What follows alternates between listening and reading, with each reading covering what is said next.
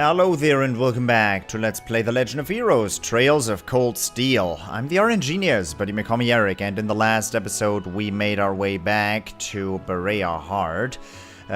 We fought our way over here, and on the way to Berea Heart, on the way back, during the sunset we noticed a strange archaism floating away from Aurochs Fort. Apparently that was an intruder, and there was a person riding on it. It looked like a turquoise-haired little girl. Very interesting. The army guys were pursuing it in slow as molasses tanks. That thing was going at like 300 kilometers per hour, and they were going like trying to pursue it in tanks. And well, we made our way back over here, and now we're gonna talk to everybody. And we're gonna turn in the bathing salt quest, of course. Of course. Hey, have some bathing salts. Not you.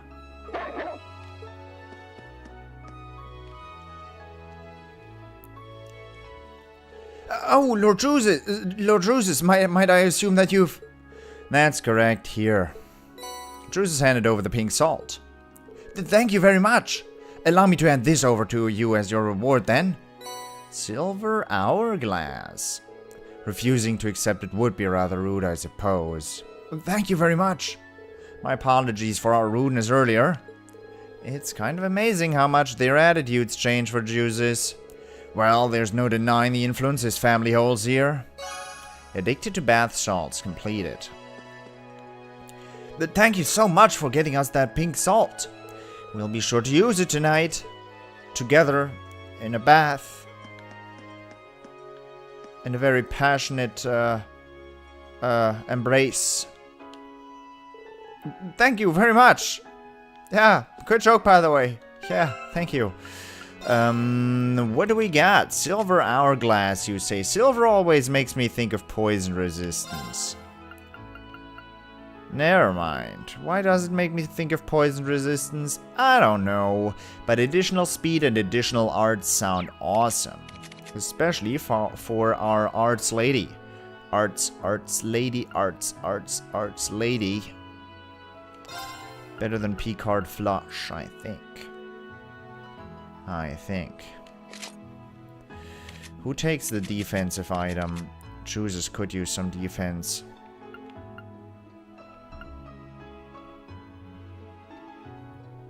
That is defense on it. 100 health are not particularly good on you, or are they?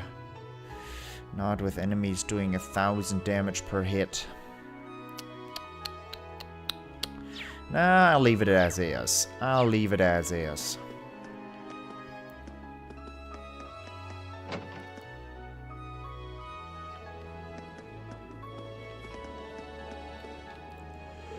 Marl, do you know that the Kreuzen province is what the most defining trait is?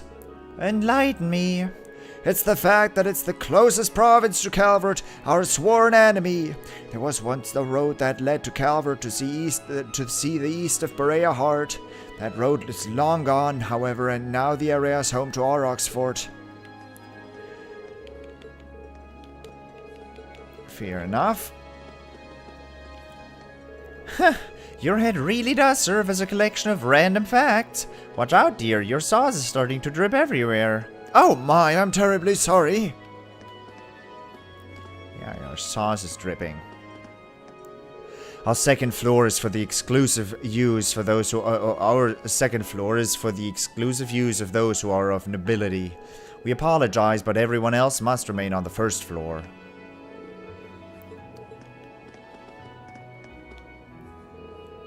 Merchant Barrack, are you sure you're all right with sitting down here on the first floor? You are nobility after all.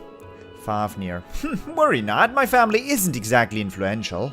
That aside, let us get down to business. I actually received an order. Heimdallr is my home after all. I have a few connections here and there. Regardless, I am pleased to see that I could be of some help to you. Oh, that's wonderful news. Your negotiation skills are quite exceptional. When the owner noticed I wasn't doing so well and taught me some table manners. I have to admit, that was a lifesaver. It's really expensive here, but the staff is kind. I'm glad I chose this place in the end.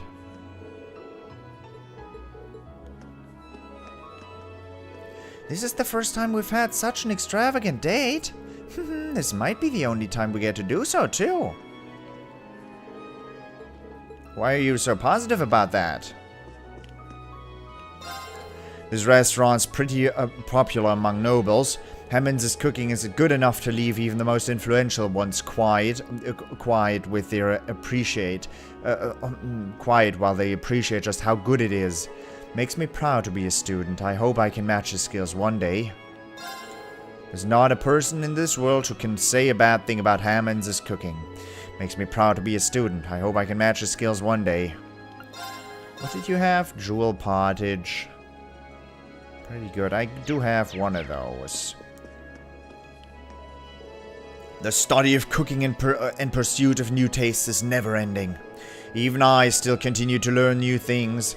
Continuing to pursue new knowledge is what allows you to satisfy the nobles' ever-changing tastes. The study of cooking and pursuit of new tastes is never ending. Even I still continue to learn new things. Alright. Alright. And I just remembered we did pick up a new chapter of Red Moon Rose, so I'm gonna read that out right now. How long is that? 19, that's fair. The Black Vampire. Two people ran through the streets of Heimdallr, down cobblestones dewed with moonlight. In the lead was Rose, her navy blue coat flapping in the wind like the wings of a hawk. She just pursued her as she pursued their foe. Just behind her, and shocked by her speed, was Alphonse, head whipping left and right as she searched for Luca. There had been no sign of her on the short path between the tavern and the grocery store where she had apparently been sent. When Rose had sensed the ominous presence of the vampire outside the tavern, she immediately set about following it. Alphonse didn't know what kind of trail she had picked up, but she flew down streets and narrow paths without hesitation, as if following a puppet's strings back to its master. To find his friend, they now followed the vampire, spurred by that terrible certainty that the two of them were connected. The sound of a piercing shriek filled the air, sending a chill up Alphonse's spine and freezing him to the spot. There was no mistaking its owner. It was Luca's voice. Luca! Where are you? The scent is coming. The scent is coming from this way, Rose called, before rushing down a narrow alleyway. Alphonse followed, stumbling over his own feet in his desperate attempt to keep up with her. He could barely breathe from running so much, but he ignored the tightness in his chest and sped on. Kicking aside boxes and garbage piled here and there on the path, he eventually reached the other side of the alleyway and emerged into a neighboring street. In it stood someone, or something. It was draped in a black overcoat, the upper half of its head wrapped in large cloth. Not even its eyes were visible. The only part of the body that remained uncovered was the bottom half of its face, a deathly pale expanse of flesh with a twisted smile at its center. At first glance, it almost seemed human. Alphonse was not fooled. This is it, he thought. This is the vampire. It was then that he realized the black-clad figure was holding something in its arms. Luca. Just as that realization hit, the vampire's rictus of a grin yawned wide as it opened its jaws. Alphonse caught a fleeting glimpse of beast-like fangs, too long, too sharp to be human. Seeing them, Alphonse instantly recalled the bite marks on the murder victim's necks as he watched, horrified, those needle-like teeth descended toward Luca's throat. Rose was the first to act. In a movement so fast he could barely track it, she withdrew several thin objects from the inside of her cloak and threw them at the vampire. Alphonse remembered her showing him them as a part of her vampire hunting kit. The knives flashed in the moonlight as they sped towards the creature. As it was about to sink its fangs into Luca, the vampire turned towards them, dodging the knives just in time. Luca fell to the ground, and the vampire jumped high into the air, descending just behind Alphonse. It happened so fast that Alphonse was still staring at the spot the vampire had been when it landed silently behind him. The creature that was terrorizing Heimdallr, the murderer of countless women, the thing that had attacked Luca. It was so close. Anger overrode fear. Alphonse clasped the hilt of his military saber and drew it. He spun around, slashing horizontally across the vampire's chest. The blade made contact. The vampire laughed. Alphonse watched transfixed as the wound on the creature's chest healed. Next instant, the vampire punched his right fist out towards the pit of Alphonse's stomach at incredible speed. The impact was so great that it forced him back, expelling all the air from his lungs. And while he was able to protect his vital organs, he had still suffered the full brunt of the blow. He doubled over in agony. "Get down!" Rose cried out from behind him. With no choice but to obey her as best he could, he let himself fall limply to the ground. As he did, the stir of air from Rose's lightning-fast rapier thrust ruffled his hair as it passed. The vampire didn't laugh this time. Perhaps sensing danger from the rapier's silver radiance, it threw up its left arm in defense. The blade pierced flesh, and Rose followed through with her strike, skewering the limb right through to the other side. The tip stopped just before reaching the creature's chest. White smoke poured from the wound. Unlike Alphonse's earlier attack, it seemed Rose's had actually been able to damage it. Rose tried to move the sword, but it was stuck fast. The vampire smiled again. So you must be the vampire hunter responsible for sealing those ghouls." She ignored him and tried the sword again. "I heard that many of my brethren had fallen at the hands of a vampire hunter," he continued in a low, sibilant voice. "But I certainly did not expect the hunter in question to be a mere girl." Rose gave a derisive laugh. "Brethren! I think you will find that word is meant for humans, not beasts like your kind." The vampire hissed, and she bared her teeth at it as they both fought for control of the sword. Rose tried pushing forward, urging the blade on, while the vampire kept the muscles in its forearm as rigid as steel to thwart her movement. Still lying on the ground, Alphonse gathered just enough strength to begin crawling his way to Lucas's side. When he reached her, a quick check lessened the mad pounding of his heart. She was unconscious, but otherwise unharmed. Relief washed over him. Rose's voice brought Alphonse back to the situation at hand. She and the vampire were still locked together, each refusing to yield. If we were to stay here like this until morning, your power would be... If we were to stay here like this until morning, your power would be sure to weaken significantly. I would be happy to spend the night with you until then, if you wish, she suggested to it.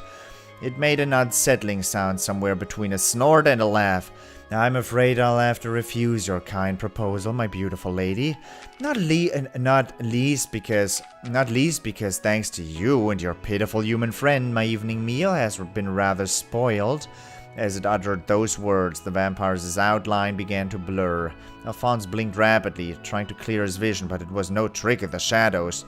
The creature's form was dissipating into a fine black mist. Though its mouth was disappearing like the rest of it, its voice somehow carried on. "Should either of you ever seek to disturb my dinner again, I hope you are prepared for the consequences." And then it was gone. Silence fell. Gradually, Alphonse got used to the pain in his chest from the vampire's blow. He counted it good fortune that he'd only lost his breath and not broken any bones. With a final steadying wheeze, he hoisted the unconscious Luke on his back and rose slowly to his feet. I guess that's not the end of our vampire then, he said unhappily. Rose was inspecting her sword for damage. Finding none, she returned it to its sheath. Turning their body to mist is one of many abilities vampires have. It escaped from us this time, but I expect that it will take some days for its left arm to heal. At the very least, I think it's safe to assume that no one else will be attacked tonight. It sounds like vampires are unbelievable foes to be up against. That's a relief though, at least. Still, he added, you are pretty unbelievable yourself. Rose shook her head. Their loss obviously rankled her. Next time, she said with steel in her voice. It won't get away. I'm going to find some stronger equipment, and I will finish it for good. Alphonse nodded. Next time they would have it. They might not have been able to defeat the vampire, but at the very least, they had earned a short respite from danger, having saved Luca and prevented another murder from occurring. And without Rose's assistance, none of it would have been possible. Thank you, Rose. If you hadn't been there... She cut him off with a dismissive wave of the hand. There's no reason to thank me. I was simply doing my duty. Dejected, Alphonse fell silent. But these murders are not over yet. We need to discover the true identity of the vampire for that to happen. Yeah, he said at length. You are right. Either way, should we go and investigate another crime scene tomorrow like we discussed earlier? Indeed. Farewell for now. And with that, she left. She didn't even wait for Alphonse's response, a fact that left him feeling even more downhearted, considering all that they had been through that night. Afterwards, Alphonse took Luca to her home. As he walked, she finally woke up. Finding herself on his back, she flushed and stammered her way through his questions. She remembered nothing of what had happened to her, it seemed. Unable to tell her the truth, Alphonse simply said that he had found her collapsed outside. It was probably just fatigue from work, he told her. Thankfully, she seemed convinced. All the while, as he tried to feign cheerfulness to put her at ease, his mind was still focused on the battle earlier. He hadn't stood a chance against the vampire. He'd even forgotten the silver short sword that Rose had given him. In the heat of the battle, he had simply fallen back on his military training and used his saber. For how good that did him. While he had at least been able to avoid getting in Rose's way, he felt ashamed as an Imperial soldier. Next time, he swore to himself, he would not let her down. He would help her bring an end to the murders once and for all. As Alphonse hardened his resolve that night, Rose navigated the dark streets alone, her mind fixated on the past. The sight of Alphonse on the ground after being struck by the vampire, the image of his friend who had almost lost her life and been turned into a ghoul, the vision of that one cursed memory she desperately sought to forget. Am I on the verge of making the same mistake a second time? She wondered aloud. She stopped in her tracks, brow furrowed and expression meek, and looked up to where the crimson moon hung like a great malevolent eye in the sky. Whew. Boy. Boy, oh boy, what a story. So much drama. Tourist. The mass here is truly was an entirely different experience from elsewhere. There was much to learn from the Archbishop's sermon too. That truly was a fantastic mass. I'd like to come along every day until during my stay here. I bet. I mean, mass and stuff. I'm not particularly religious myself. But, you know, I understand. One's social standing is irrelevant when it comes to belief in ideals. A certain turning point in my life led me to believe this too. While the class system may be prevalent within Erebonia, it does not serve as a means to judge people's value. One's social standing is irrelevant. We're all equal.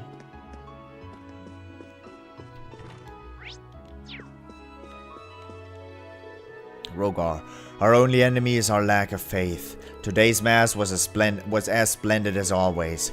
As such, I must continue to offer my prayers. Our only enemy is the lack of faith.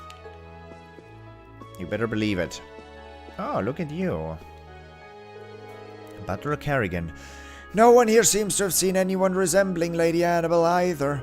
Perhaps she truly isn't here in Berea Hard after all. Ah, the very least I can do for now is pray for her safety. No one here seems to have seen someone like Lady Annabelle. Our cathedral's listed in many tourist guides, it would seem. The publicity ensures we have a steady stream of people visiting. I hope these visitors still take the chance to deepen their faith here. Our cathedral's listed in many tourist guides. Berea Heart Cathedral has a long history behind it. As a result, it has happened. No, it has played a role in wars too. Many people fled here to seek shelter during the War of the Lions. It was they who painted the fresco on the wall here even. I do hope you can all feel the emotions that they must have poured into its creation. While it may serve as an interesting sight for tourists nowadays, many emotions were poured into this painting. I do hope you can all feel them. Fresco on the wall? Which fresco? It's probably on the roof, isn't it? The roof that is invisible to me. Nah. I don't know what fresco he's talking about. Maybe this the stained glass windows. Who knows? I don't see a fresco here.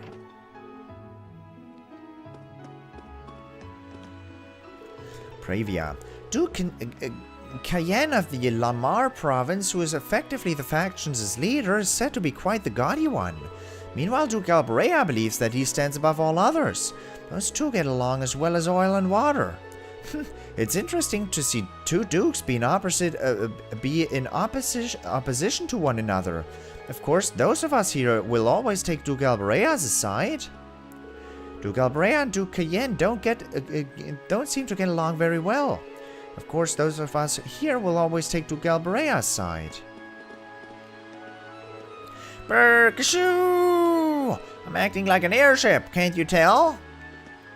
Brr! Speed up! Ka-shoo!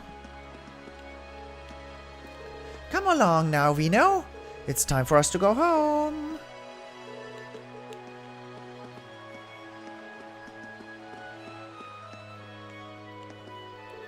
Conan, I'm waiting for my father to return from his business meeting. I did consider sightseeing on my own, but decided against it. I guess I'm a bit of a coward. Waiting for my father. You're no coward. There's a kid. A kid can't be a coward. Oh my, the sunset makes the city even more beautiful. I can't miss this opportunity to take a picture. This city really is pretty, but it's taking its toll on my heart. There are so many nobles, and I keep getting assaulted by nerves whenever we pass one. By your own nerves. You get assaulted by your own nerves, but not just nerves in general. The highway can be dangerous after sundown, so try to stay away if possible. I've heard rumors of the provincial army strengthening its forces lately, however. Perhaps the highway will become safer as a result. Who's that? That's the woman that's circling the plaza. There's most likely a hidden quest somewhere here. I found plenty of good deals during my shopping spree. As nice as Christie's is, all the shops here are worth visiting too. They cost a fair bit, but we managed to get some nice things here. I bet. Let me upgrade my weapon. Before I forget. Because I can't do that. Rogato. Oh man, my U materials. Oh boy. You don't have new quartzes. I could upgrade my slots. Emma is extremely... yeah, 400 fire I will. 250 of everything is not happening. 140 time is not happening. I can do this.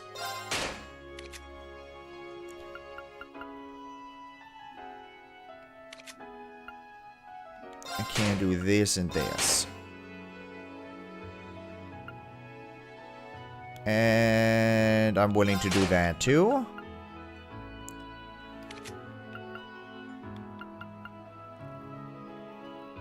You don't need EP that much, do you? EP are nice on her. Alright. There go all my times Ebeth. That's fair. I mean, I guess.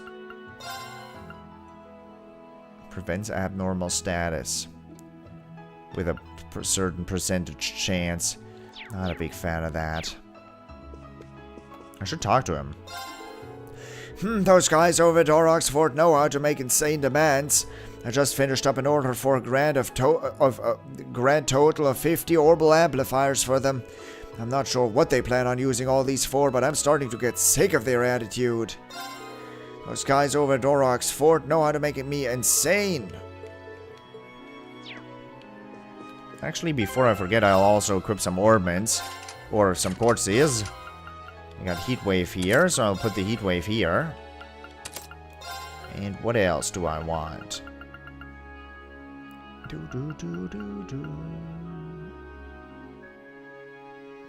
EP cut is much more valuable than Trails in the Sky because it's got elemental values on it, but here you don't combine the elemental values of quartzes to be able to cast certain spells. No, you equip certain quartzes that allow you to cast certain spells, and thus EP cut is significantly worse. So I want something that ideally just increases my stats or allows me to cast something that I otherwise couldn't. You already have mine too. I can equip mine 1? Oh, interesting. That was a thing that wasn't possible in the previous games I played either. But I guess, I don't want mine 1 there. Instead of Soul Blur? For good single target? Good cheap single target? I think so. You have good single target with Luminous Ray.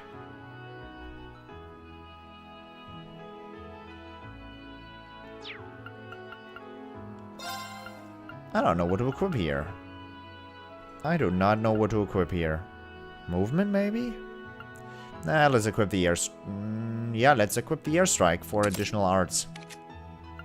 Didn't open anything here. I did open something here. You have Golden Sphere, and now you're gonna have Recuria as well, or Heat Wave? Heat Wave.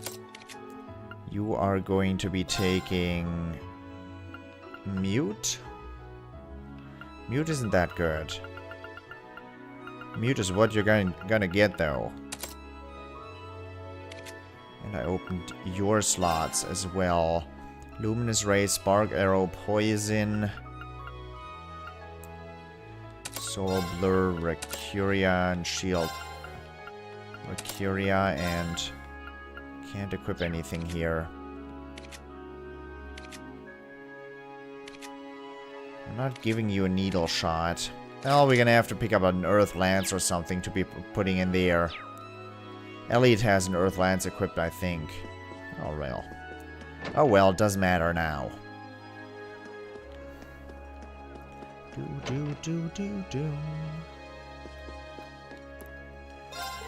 My dad's a real stickler when it comes to his work.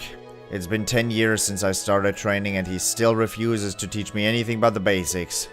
Ideos only knows when he's actually going to let me have the reins. I need to get back to my training as soon as we've closed up shop for the night. Ideos only knows when my dad'll trust me with his work, but I'm the honor wasn't built in a day, I guess. Right, I remember now. Off my financial limits. My son is losing his patience. He's ready to get started on some real work, but it doesn't pay to be hasty. Until he can truly feel the soul of the materials he works with, I couldn't possibly leave the shop in his hands. The success of an artisan's shop hinges entirely on their skill as a craftsperson. My son is still nowhere near ready to handle that kind of responsibility.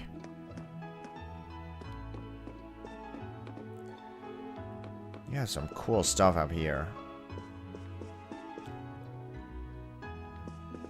You have some nice stuff. Nothing but the basics. I bet.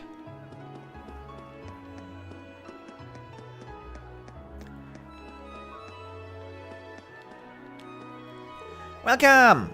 Are you here for a meal or for lodging? If it's the latter, then please check in quick. Welcome!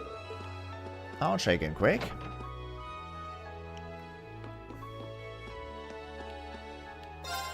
I heard Count Gorty visited Turner's store today.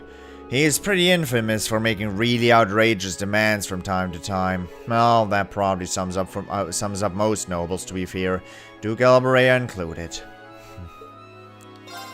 It's not unusual to hear of nobles making ridiculous demands. Don't let it bother you, though.